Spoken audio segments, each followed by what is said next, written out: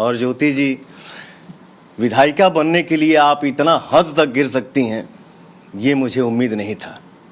तो हमें भी आपसे ये उम्मीद नहीं था पवन सिंह जी कि सांसद बनने के लिए आप इतना नीचे तक गिर सकती हैं। कौन कितना नीचे गिर रहा है वो आप खुद अपने आप से पूछिए। आपने ज्योति सिंह को कब इस्तेमाल नहीं किया? लोकसभा चुनाव के दौरान आपने ज्योति सिंह को इस्तेमाल किया ताश के पत्तों के तरह, और चुनाव खत्म होते ही आपने ज्योति सिंह को दूध में पड़ी मक्खी के तरह निकाल के फेंक दिया। और आप कहते हैं कि ज्योति सिंह विधायक बनने के लिए इतना गिर गई हैं। गिरा कौन है? ज्योति सिंह को जब भी आपकी जरूरत पड़ी है आप खड़े नहीं रहे हैं। ज्योति सिंह अपने बीमार पिता को लेकर दर दर भटकती रही, लेकिन आपने एक बार कॉल करके तक नहीं पूछा।